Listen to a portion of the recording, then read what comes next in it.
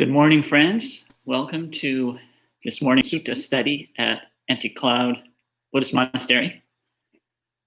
We have a number of friends gathered this morning with us already. Buddhawuchi, Gita, Reed, Kyle, Sarah, Kauser friends. Welcome to all. I am Tan Santi. I think most of you know that we are on winter retreat here at Anti-Cloud, so the monks are taking turns giving the talks in a given week of our 8-week retreat. This week I will be giving all of our talks. This morning we're going to be studying one of my favorite suttas. I have a lot of favorites, there's many, but this week I chose the suttas for study without regard to their length. It's kind of a long sutta we'll be looking at this morning. So we'll be focusing on a theme as we move our way through the sutta. It is long, so let's get started. We'll begin our study with the traditional homage to the Buddha, Dhamma, and Sangha.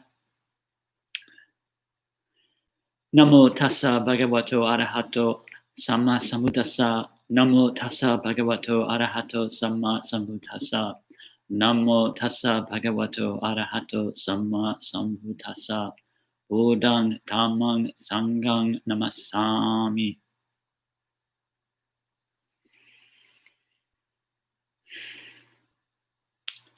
The sutta that we'll be talking about this morning is Majjhima Nikaya number 125, the Bhumaji Sutta, the Bhumija Sutta, translated by Bhikkhu Sujato as the level of the tamed. We'll be reading Bhikkhu Sujato's version this morning together. I sent out the link on our live chat if you'd like to read along. But I'm also going to be referring to Bhikkhu Bodhi's version. He translates the title a little bit differently. His translation of the title is the grade of the tamed. So as opposed to level, he says grade, which maybe points a little more directly to the point that it's a higher level. The one who is tamed is at a kind of desirable, special, good level or grade. And it's important to keep this in mind, coming from our modern perspective, in which we hold up and think very highly of what is wild and what is free. This is a inheritance we have from what's called the age of Romanticism. Once the modern age, the age of enlightenment and development and progress of the European Enlightenment, development and progress got really underway, there was a kind of a counter movement where people started to also value what they were losing, the beauty of undeveloped nature. And of course, this extends to the animal world as well, the wonderfulness of animals living their lives freely. So that's not the view here in this sutta. And I think for us, coming from the modern world, we need to really enter into another way of thinking, a thinking that came before Romanticism and the elevation of nature as its own kind of ideal. So in this context, being trained, being tamed is entirely good. It's setting aside the savagery of nature for the relative peace, order, and safety and security of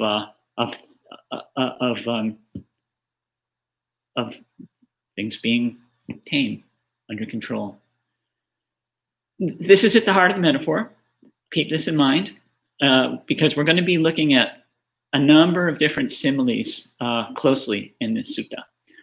Let's get started. I'll read the intro and we'll see what the situation is and consider what the theme is that we're looking at here. So I have heard. At one time, the Buddha was staying near Rajagaha in the bamboo grove in the squirrel's feeding ground. Now at that time, the novice Achiravata was staying in a wilderness hut. Then, as Prince Jayasena was going for a walk, he approached Achiravata and exchanged greetings with him. Achiravata is, again, a novice, so he's relatively new to the path. We don't know how well practiced he is yet.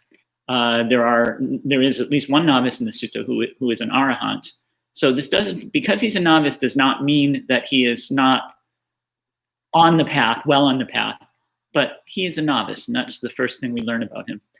Prince Jayasena, we're told by Bhikkhu Bodhi in a footnote, is a son of King Bimbisara, so comes from a life of great pleasure, and I'll suggest maybe from a life of great, not just privilege, but of pleasure. He will be one who knows how to have a good time, and keep that in mind as well. When the greetings and polite conversation were over, Prince Jayasena sat down to one side and said to Achiravata, "Master Agiwesana," that would be Achiravata's clan name, "I have heard that a bhikkhu, a mendicant, who meditates diligently, keenly, and resolutely can experience unification of mind." That's so true, Prince. That's so true. A mendicant who meditates diligently, keenly, and resolutely can experience unification of mind. "Master Agiwesana, please teach me the Dhamma as you have learned and memorized it." "Oh, I'm not competent to do so, Prince. For if I were to teach you the Dhamma as I have learned and memorized it, you might not understand the meaning, which would be weary and troublesome for me." "Master Agiwesana, please teach me the Dhamma as you have learned and memorized it. Hopefully I will understand the meaning of what you say.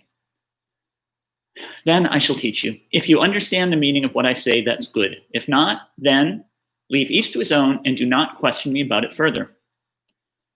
"Master Agiwesana, please teach me the Dhamma as you've learned and memorized it. If I understand the meaning of what you say, that's good. If not, then I will leave each to his own and not question you about it further." So Prince Jayasena agrees. "Okay, just give it your best shot. I'll see what I can do to understand." So what we get at the beginning of the sutta is a kind of question, which is how do we get on the path? In this case, it's framed as a question of teaching. So for one who is on the path, how do you indicate to someone who is not, someone who is, we're working from the metaphor of the path, the Buddha's path to freedom from being lost, being in the wilderness. So when someone is lost and in the wilderness, they don't know where the path is or even what it is. That's the question that's being set to us. How can you tell somebody that they simply have no concept of? And specifically, the thing that they have no concept of, and that is the key theme that I'll ask you to keep in mind in looking at the sutta, is that what Prince Jayasena needs to understand where the path is the concept of renunciation. Renunciation is the theme that we're going to be following here. There's a logic to renunciation that you have to get to be able to understand even what the path is and how to walk it. Let's read on and consider why that is such a challenge. What happens when novice Achiravata explains the Dhamma and the centrality of renunciation to the path to the prince? Oh, there's one more point to mention, which is that to notice, which is that Prince Jayasena is asking specifically about meditation, and he's curious. He's heard, meditation must be this really great thing. Unification of mind. That sounds really good to have a deeply peaceful mind, and maybe he's even heard of the idea of an imperturbable mind, a mind that cannot be shaken from its foundation of peace, a mind that meets every exigency, every challenge, every disturbance of the world from a place of peace. He's learned that somehow you can just sit there and you do this thing in your mind and you get this incredible peace. So he's asking, is it really true you can do that? Okay, so let's go on. Then the novice Achiravata taught Prince Jayasena the Dhamma as he had learned and memorized it. When he had spoken, Jayasena said to him, "No, it's impossible. Master Agiwesana, it cannot happen that a mendicant who meditates diligently, keenly, and resolutely can experience the unification of mind." Having declared that it was impossible, Jayasena got up from his seat and left. So Chirawata just told him the Dhamma as he understood it.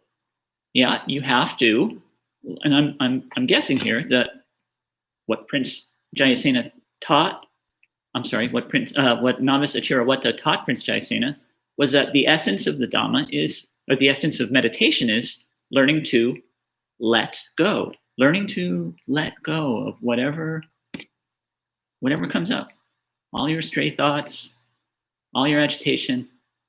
You're learning to not do something or get something, but to let something go. And in that sense,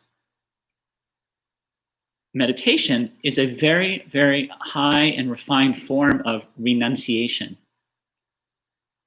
of giving up the immediate pleasure in order to get something deeper.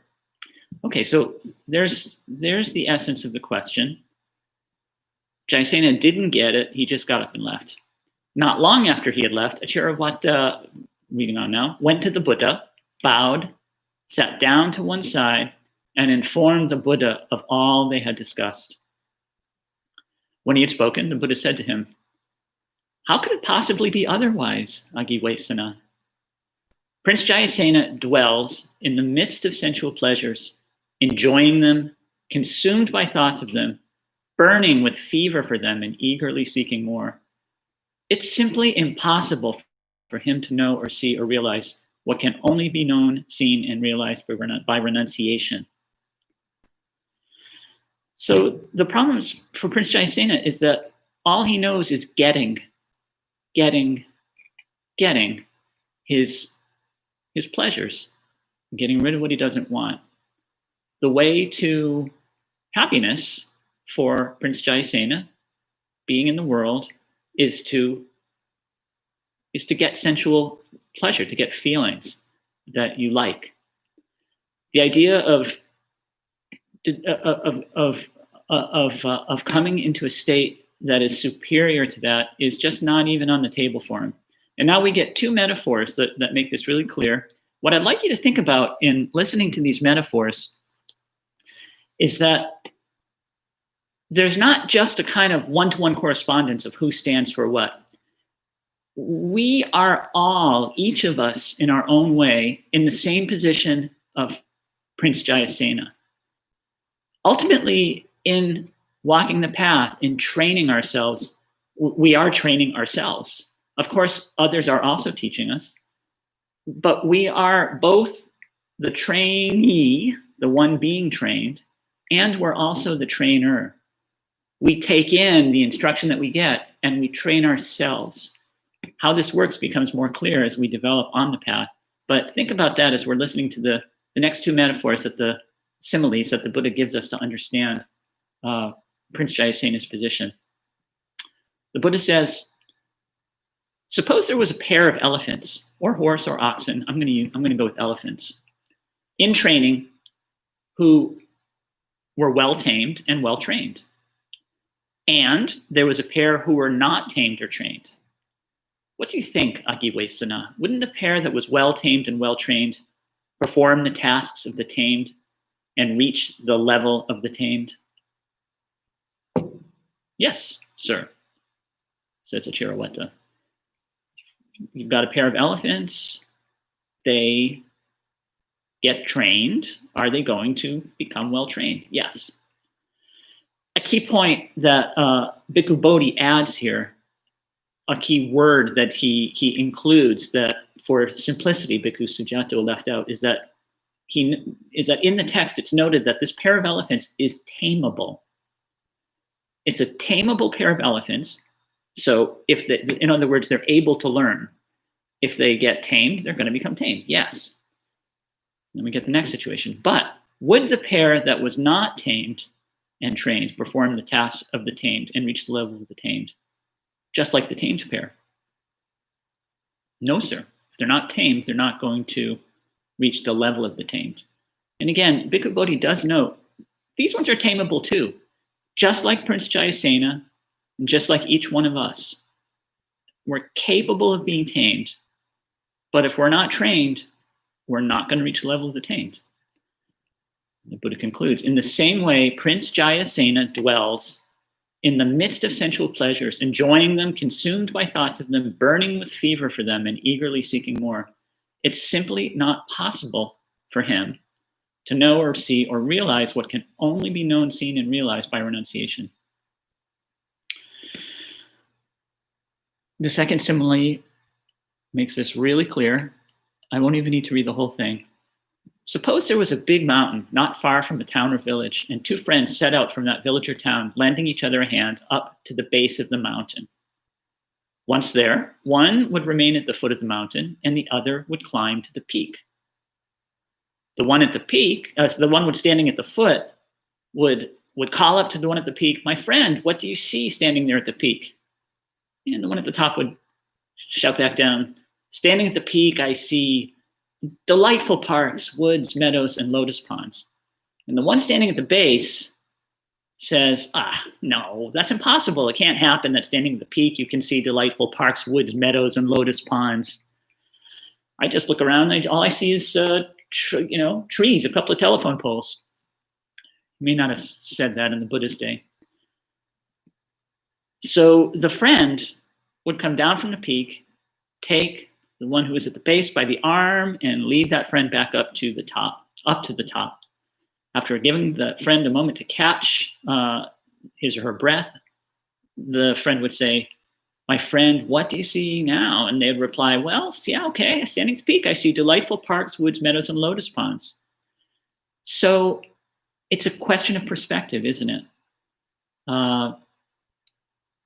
I really like that metaphor. I think it gets to the heart of how maybe you've had the experience of trying to share your interest and excitement about the Dhamma with a friend or a family member who just doesn't get it at all. It's understandable if you think about the perspective of only finding happiness in the pleasures that you pursue and get. Okay, so the Buddha summarizes, bigger than this confusion about being at the peak of the mountain, not being able to see the perspective, is the massive ignorance by which Prince Jayasena is hindered, obstructed, covered, and engulfed. Prince Jayasena dwells in the midst of sensual pleasures, enjoying them, consumed by thoughts of them, burning with fever for them, and eagerly seeking more. It's simply impossible for him to know or see or realize what can only be known, seen, and realized by renunciation.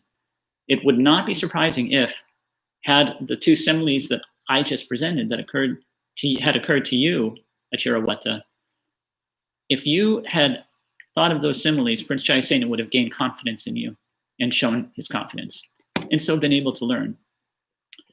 So Achirawata asked, "But sir, how could these two similes have occurred to me?" He's not trained. He's not a Buddha. He might have liked to help Prince Jayasena, but he simply didn't have the capacity. So that becomes the rest of the sutta. The Buddha's going to answer that question. He's telling Achirawata how you can share the Dhamma with others. Maybe more significantly for us, he's telling us how we train ourselves to give up the things that we have always held most dear. Whatever our attachments are, the way to the end of the path is going to involve looking past them, renouncing them. It doesn't even mean necessarily that we stop doing them. It means that we let go, we learn to let go of them, we learn to hold them in a different way, a lighter way. Okay, so we're going to get another elephant simile. And what I'll mention, since I want to try to stay within our time frame, is that the rest of the sutta concerns what's known as the gradual training. I hope you're familiar with this topic. If not, I'm honored to be able to introduce it to you. The gradual training it's a formulation of the Noble Eightfold Path that frames it for those who renounce the world, for people going forth on the path of becoming a monk, for people who decide to make it their full-time priority, their purpose, to walk the path to the end. The gradual training is a version of the Noble Eightfold Path. There is another very well-known version known as the threefold division of the Eightfold Path. I'm assuming here that everyone knows the basic simile of the path, that there are 8 factors that the Buddha points to that lead us from being lost in the wilderness to the place of security and peace. Right intention, right view, right speech, right action, right livelihood, right mindfulness, right samadhi. And that these are in every Buddhist culture, I believe, often spoken of in 3 groups. The sila or virtue group of right speech, right action, right livelihood. The samadhi, bhavana, development group of right mindfulness, right concentration, learning to training the mind through meditation. And finally, the fruition and right intention and right view, learning to see the world as it actually is, learning to see the world correctly. So those are the 2 frameworks that most of us will be familiar with. The gradual training is a third, and it's a very, very important one if you're interested in meditative development. It's the path that you will follow as a monk or nun, but it's also a path that you can very much cultivate as a lay practitioner, a meditator. Actually, it's in its early stages, the gradual training is synonymous with sila. But then we'll see that there are some extra steps. And this simile relates the gradual training to the Eightfold Path in a way that I think is going to be helpful for us. I'll go ahead and read the simile of the elephant, and we'll see how it shows up again as the Buddha walks us through what the training is. Suppose, so he's answering Achirawata's question. Suppose, Agiwesana, an anointed king was to address his elephant tracker. Please, my good elephant tracker, mount the royal bull elephant and enter the elephant wood. When you see a wild bull elephant tethered by the neck to the royal elephant. I'm going to have to abbreviate a little bit here because I want to talk about the training as well. So we can think of, I'm just going to throw out some possibilities for who the different characters are. You can keep these in mind as I read the simile. We've got the king, who maybe we can think of as equivalent to the Buddha here. And we've got the elephant tracker, who is Achirawata in this story. He's also kind of our own inner trainer, the voice within us that's giving out the instructions. It's trying to coax along the voices of desire to encourage the letting go that will lead us forward in the path. And then we've got the wild elephant, the forest elephant. That is our untrained aspect, or in this case, it's Prince Jayasena. Okay, so the elephant trainer heads into the woods. With the king's elephant, he hooks up a wild elephant and he brings it out of the forest to get started on the training. And the elephant tracker informs the king, "Sire, the wild elephant has come out into the open." Then the king addresses his elephant trainer. "Please, my good elephant trainer, tame the wild bull elephant. Subdue its wild behaviors, its wild memories and thoughts." It's a very important issue for a bhikkhu, but really for anyone on the path. And its wild stress, weariness, and fever. Fever here and throughout this sutta is a simile for what we usually think of as good feelings, our delights, our passions. Make it happy. Make the forest elephant happy to be in the neighborhood of a village, a civilized place, and instill behaviors congenial to humans. "Yes, Your Majesty," replied the elephant trainer. So the training begins. He digs a large post into the earth. He tethers the elephant to it. And here's the part that I really like. And this is like the short answer to Achara Watta's question. The short answer to the question of how do you get somebody going on this path if they can't understand the basic idea? So the elephant trainer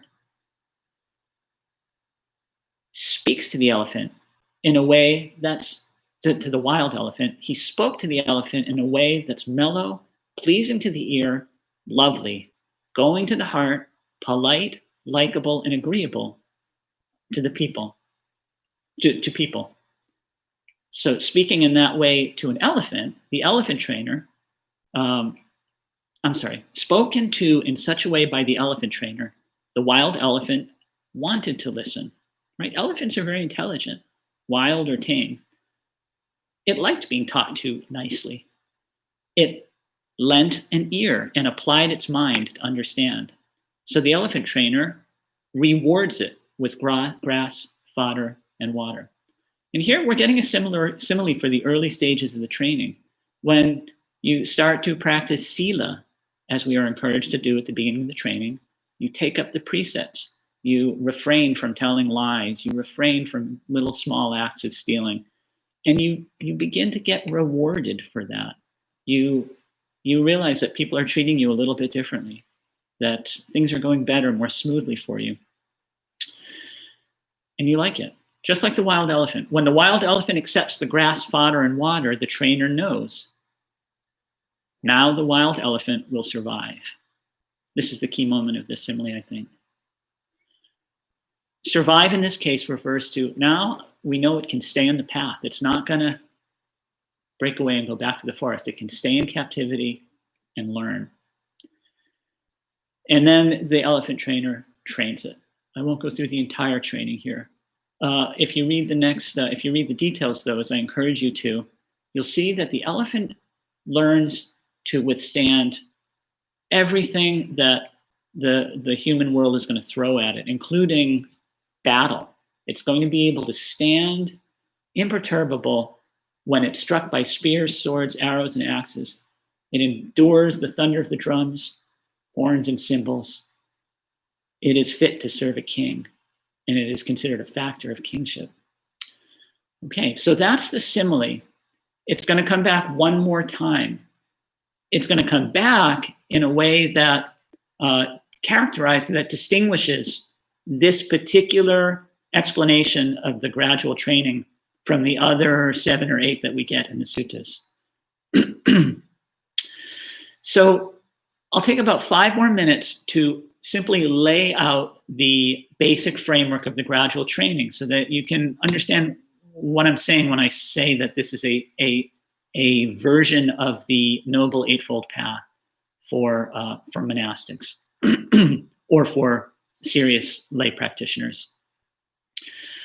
To summarize the rest of the sutta, I'm going to read a paragraph from Bhikkhu Bodhi's introduction in his version of the Majjhima Nikaya, his translation. In his wonderful introduction, which gives a great overview, basically, of the entire history of Theravada doctrine, he explains the gradual training as follows. First, mentioning that it's the training itself. If you have Bhikkhu Bodhi's translation, I recommend that you read his introduction word for word. It's really useful. But he mentions the 8 or so suttas in which the gradual training is described, and this is one of them.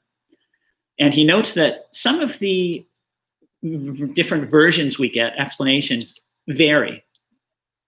I'm just going to read you what he wrote here. The sequence of the gradual training opens with the appearance of a Tathagata in the world. And if you read on a little bit in the version of the sutta that you have the link for, you'll see that that is indeed how the next paragraph begins. A realized one arises in the world, perfected, a fully awakened Buddha. The Tathagata appears, and his exposition of the Dhamma leads the disciple to acquire faith. The disciple acquires faith and follows the teacher into homelessness. Having gone forth, the disciple undertakes and observes the rules of discipline. For a monastic, that would be the 227 rules of the Patimokkha. For a lay practitioner, that would be the precepts, the trainings in conduct, sila, that promote the purification of conduct and livelihood. So that's the beginning of the gradual training, just as it's the beginning of the Eightfold Path. The next 3 steps in the gradual training are contentment, learning to be content with little, restraint of the sense faculties, and mindfulness and full awareness. Now, for mindfulness and full awareness, there's a kind of set stock passage that we get in all of these versions, the 8 or so suttas in which the gradual training is laid out.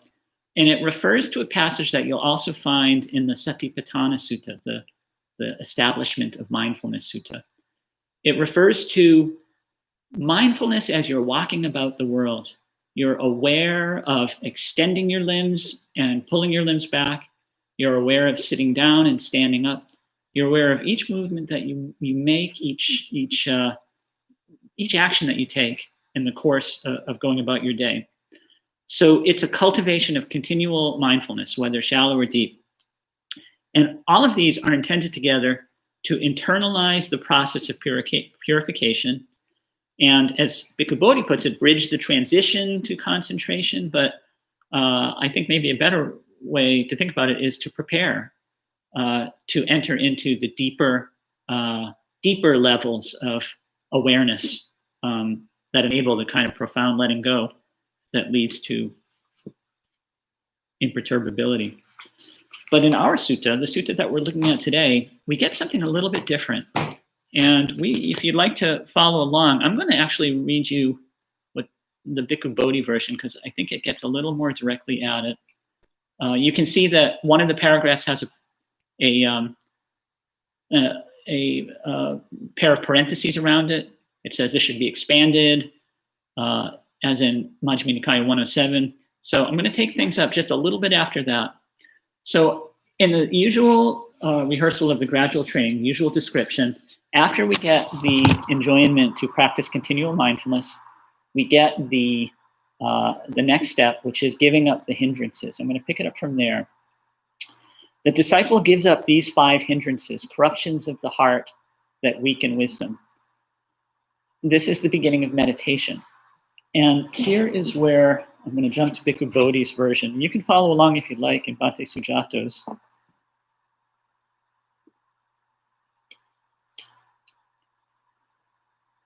Having thus abandoned these 5 hindrances, this is in the course of meditation, imperfections of the mind that weaken wisdom, the disciple abides, contemplating the body as a body, ardent, fully aware, and mindful, having put away covetousness and grief for the world. Now that sentence probably rings a bell for you. This is the same language that we find in the Satipatthana Sutta, the discourse on the establishment of mindfulness. And this is a deviation from how the gradual training is usually described. This is an insertion that's put in just for this sutta. And we go through each of the 4 Satipatthanas here. He abides contemplating feelings as feelings, mind as mind objects as mind objects, ardent, fully aware, and mindful, having put away covetousness and grief for the world. Just as Agivesana, the elephant tamer, plants a large post in the earth and binds the forest elephant to it by the neck in order to subdue his forest habits, and to inculcate in him habits congenial to human beings, so these 4 foundations of mindfulness are the bindings for the mind of the noble disciple in order to subdue his habits based on the household life, to subdue his memories and intentions based on the household, subdue his memories and intentions based on the household life, to subdue his distress, fatigue, and fever based on the household life, and in order that he may attain the true way and to realize Nibbana. What we learn in this sutta that's actually not available anywhere else in the suttas that I've yet encountered, and I've been reading them carefully for years now, is a much expanded understanding of the relationship between mindfulness meditation, as described in the Satipatthana Sutta, and samadhi, as described in the jhana passages.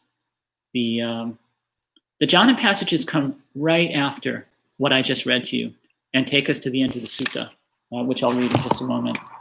But I'm going to encourage you to think deeply about how mindfulness meditation, the cultivation of awareness, relates to deep samadhi. And the pivot point for me is this question that I raised earlier of the relationship between renunciation and letting go, the letting go that we do in meditation. They're the same action. The key to developing that capacity to let go is mindfulness, is awareness. Awareness lets us release, lets us let go. So we see that the two practices are intertwined. And in this particular version of the gradual training, we're literally told that as part of the gradual training, we do practice Satipatthana meditation. It's often left out and simply summarized by the notion of preparatory mindfulness, of cultivating continual mindfulness throughout the day, as you're brushing your teeth, as you're going to the bathroom, just to be aware of what you're doing. And indeed, that is a really important, really necessary practice. But practicing mindfulness in seated formal meditation is what we do in order to get to samadhi, to get to the deeper releasing, which brings us into increasingly refined, exalted states, culminating in imperturbability. So let's actually jump to the conclusion so I can have some time for your questions. And we'll share together the delight of contemplating imperturbability. So again, we return to the usual description of the gradual training, and we have actually no, we're still on mindfulness here. So after this last little bit of the simile of the elephant, we come to the Tathagata disciplines the disciple further. Come, bhikkhu, abide. And again, we get the four satipatthanas, the four foundations of mindfulness, contemplating the body as body, feelings as feelings, mind as mind, mind objects as mind objects. And finally, with the stilling of applied and sustained thought, he enters upon and abides in the jhanas. And we get the description of the four jhanas and the four material attainments. And finally, we have enlightenment. And I think when his concentrated mind is thus purified, the disciple understands birth is destroyed. The holy life has been lived, and what had to be done has been done. There is no more coming to any state of being. And that's the end of the path. But the Buddha brings us back to the practical here. That bhikkhu who has walked the path to the end is able to endure cold and heat, hunger and thirst, contact with gadflies, mosquitoes, wind, the sun, and creeping things. He's able to endure ill-spoken, unwelcome words and arisen bodily feelings that are painful, racking, sharp, piercing, disagreeable, distressing, and menacing. Being rid of all lust, hate, and delusion, purge the flaws, he is worthy of gifts, worthy of hospitality, worthy of offerings, worthy of reverence, an unsurpassed field of merit for the world.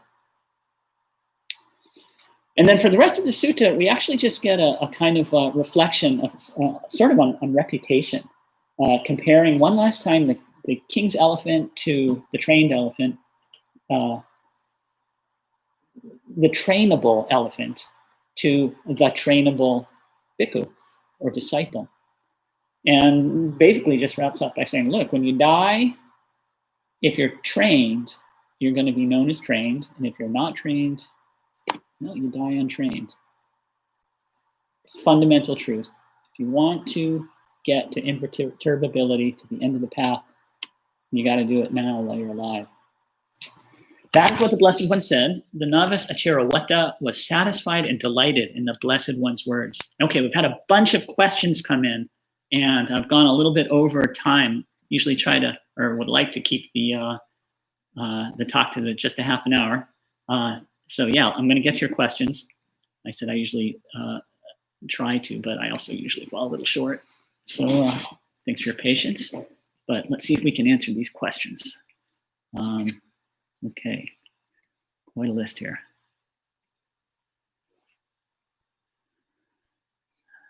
Many good mornings.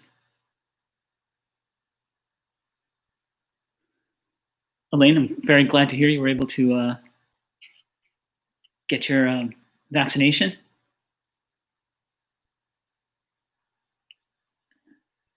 Buddha Ruchi says, the prince does not reappear in the sutta, the text shifting to the novice. But I do imagine that the prince gains benefit from having asked a question of a monastic, even if the answer escapes him. Maybe so. Actually, Prince Jayasena shows up very soon afterwards. I don't remember exactly what happens. Actually, it's kind of the same situation, though. He doesn't get an answer that satisfies him. But yeah, I think that you're right. I'm sure it was overall a plus for Prince Jayasena. But your comment continues. The elephant tracker and trainer put me in mind of the lovely ox herding pictures from the Chan tradition. Yeah, nice association. Where we also find slow and quick paths. Mm-hmm. Galaxy says hi. Reed Shelton. Bante, I deeply appreciate the care and precision. You're very welcome. Sorry, I was looking for a question there, though. You're very welcome. Thanks for your nice comments. There is a question. In this sutta and others, we're instructed to guard the sense doors, to not get caught up in the features and details of sights, etc. Can you clarify your understanding of the meaning of this? Well, this is a great question. It is kind of mysterious and not immediately transparent step in the gradual training, to guard the sense faculties. What does that mean? My understanding of this is that it can be understood in two ways. Not that it can be understood in two ways, but that there are two levels to guarding the sense faculties. First of all, just to make sure we're all on the same page, let's ask, what are the sense faculties? Well, in Buddhist thought, there are not just the 5 usual senses that we have, sight, sound, smell, taste, touch, but also mind.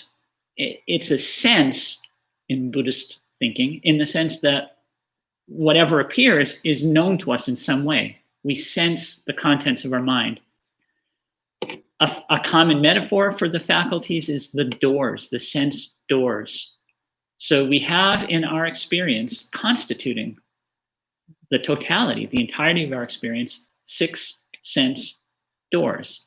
And through these doors come the impressions of the world: sight, sound, smells, touch, taste, thought, and feeling. So the injunction to guard the sense doors, it has 2 meanings. The first is for the early stages of the training. It's for daily life. In this sense, guarding the sense doors, not grasping at signs and features, means not getting lured into and caught up in the desires that arise from your experience.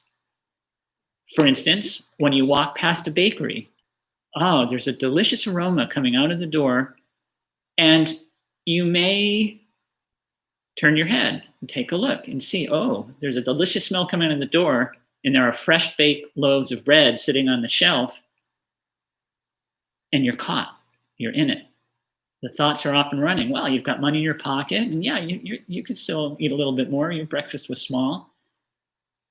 You're already thinking 100% about getting that bread. And you follow that thought. You go into the bakery, you buy the bread, and 30 minutes are gone. And what have you got? Well, a loaf of bread in your belly. Maybe that was time well spent, maybe not, maybe you needed some nourishment, maybe not, but you made no attempt at all to guard your sense faculties. You allowed the impulse of the moment to carry you away. So guarding the sense faculties in the simplest sense, in the basic sense that I was just mentioning, is to don't look. When you smell that smell, you know it's coming from the bakery, you recognize what it is. That's the sign, the concept, the idea. You see what kind of thing is arising, and you guard yourself. You take care of yourself in an external way simply by not following it. Not starve yourself of bread, but starve your mind of that proliferation, that half an hour of thoughts of pursuing and gaining and getting by, well, don't even look that way. Don't go there. Look down at the sidewalk and be present. See the next steps. And notice what happens to those thoughts that had started to bubble up.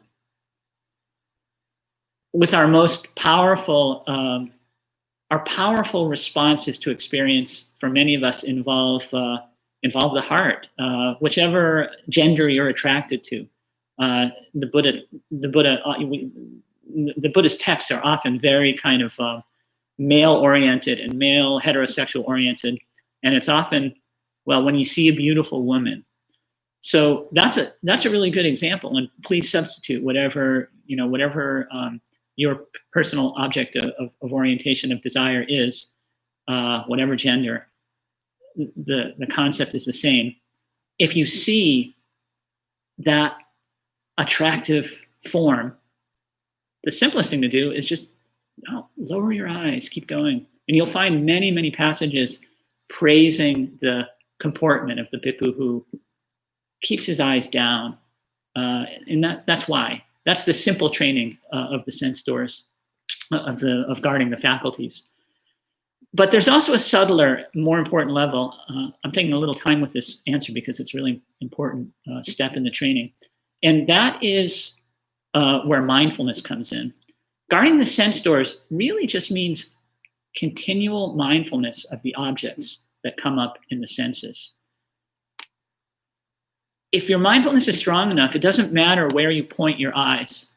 We see that what I just described, well, look, don't look, is really just kind of a training step to being able to keep your perspective clear when you see an object of desire arising in your mind, whether you're looking at it or not. Simply know it. Bring full mindfulness to bear on it. If you can keep your mindfulness on the sense doors as impressions come in, you're safe. But it's hard to do. It's a training that requires years and years of discipline for most of us. So the way to practice it is to cultivate mindfulness, and along the way to simplify the challenge for yourself through some external behaviors, like not going into the bakery, not buying the extra box of chocolate chip cookies at the grocery store and having them tempt you on the shelf. So those are the two different ways to restrain the faculties. I hope that gets at your question. Read. Okay. So Ishan offers thanks. You're very welcome. Oh, Reed has another comment. Sometimes this seems like a simple instruction, but other times it feels so very profoundly difficult. Yeah, absolutely.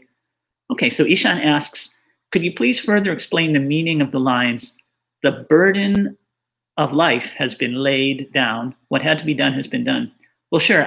The usual translation is a little bit different from what you read, what you wrote. It's not the burden of life. It's just the burden. What has been done, what had to be done, has been done.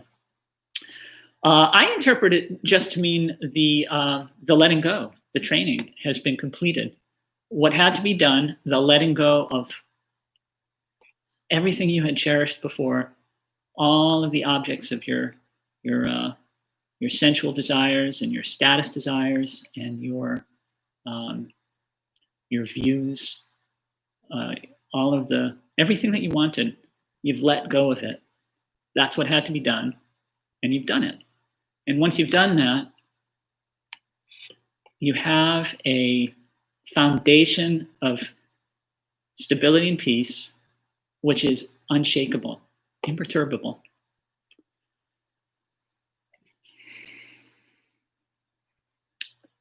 If you want to get to the end of the path, that's what you have to do. Gita says, yes, guarding our sense faculties are the key in using noble wisdom to progress in the Noble Eightfold Path. We're in agreement. Mindfulness and clear comprehension, Gita adds. Okay, and Reed had a follow-up comment. Bhante, guarding the sense doors seems to me very much like the intersection of right effort and right mindfulness in many ways. Yes, that is a very profound insight, I think. Right effort is so important to contemplate to those of us on the path. It's so simple and yet so often overlooked. All that we're doing, all that we need to do, all that we can do is to exert ourselves, to exert right effort. And as a reminder, right effort just means cultivating wholesome states by encouraging the arising of unarisen wholesome states and the continuing and strengthening of wholesome states. And the opposite, encouraging the subsiding and elimination of unwholesome states and their non-arising. When we cultivate mindfulness, we lay the ground for all right effort. What we notice in practice, and if we pay attention, what we notice in life is that when mindfulness is present, wholesome states tend to arise and grow or continue. And when mindfulness is not present, that's when unwholesome states thrive or come in. So if you cultivate mindfulness, then wholesome states will follow. And if you cultivate mindfulness, then unwholesome states will diminish. It's quite simple, and it's why mindfulness is so essential to our development on the path.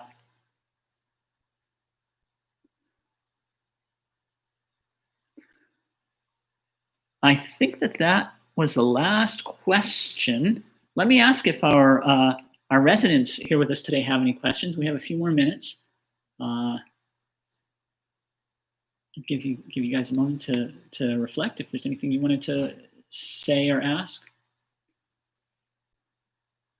And if not, we can. Oh, yeah. I was just going to say, yeah, I like the simile of training. It struck me sometimes,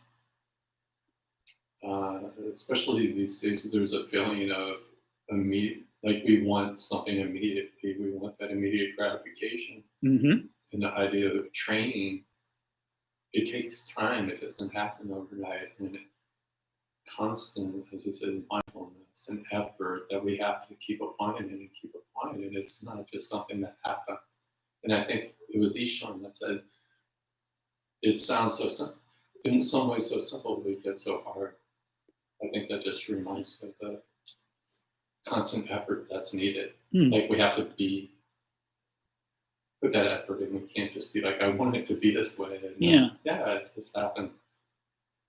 We have to train. Let me just summarize for our listeners. So Jens is pointing to how to move beyond kind of the impulse gratification approach to life. We need to train. That it takes effort over time. Is that a fair summary? Yes. And I don't know if you had a question, but I wanted to keep our online community with us. Yes, I think and I like that summary. Great. So and Jens was appreciating the simile. The similes. Which simile? Of the training. Of the gradual training. Yeah. Well, it's not just a simile. I encourage you to take a look at the intro where we get a list of the 7 or 8 suttas where where the gradual training is given in various different versions. Very useful. But yeah, absolutely, it's a simile. It's another formulation of the path simile. Okay. Any comments or questions from Drew? I was reflecting on the simile that the Buddha gave to the novice, considering the king, the trainer, and the royal elephant. And came to my mind, and I was curious if you think this is a useful interpretation. It's like the three characters, the first three in the simile, are the allegorical representation of the Tathagata's arrival. Like the king would be the compassion of the Buddha that says, I'll go off and get me a train elephant. The trainer being the wisdom of the Buddha could actually train the elephant. And then the royal elephant itself being the representation, the physical representation of the complete arahant. Yeah, okay. Well, just to share what our lay resident in Anagarika, Drew, was just saying, I think you probably can't hear, he was reflecting on the simile of the elephant and how, kind of taking up my invitation to consider what corresponds to what, which characters are who. And he shared the lovely reflection that we can kind of think of the king as the Buddha's compassion, and the king's trainer as the wisdom that knows how to realize the hopes of compassion. And what was the last element, Drew? Sorry. The royal elephant was like the Buddha's, the highest example of an arahant. Yeah, and the Buddha and the trained elephant as the example of what is realized at the end of the training, the arahant. Yeah, lovely reflection. All right, well, we're almost out of time. It looks like we have just some final thank yous from Reed and Buddharuchi and Robin and Gita. Sadhu, sadhu, sadhu. Let's end on that note of Gita's three sadhus, which we can share together in sadhu, sadhu, sadhu. And we'll be back tonight for a Dhamma talk at 7:30, which I'll be giving. Actually, at 7:30, I'll be giving some guidance and meditation. And then at roughly 8 o'clock, the Dhamma talk will start as usual. I wish you a wonderful day or night, depending on where you are in the world. We're now halfway through our week's program, so we'll have one more. We'll have a Dhamma talk tonight. Tomorrow morning, we'll have a sutta study again on Friday morning, Eastern Coast time, and then monk chat tomorrow evening if you have any general questions. Until then, wish you a wonderful day or night.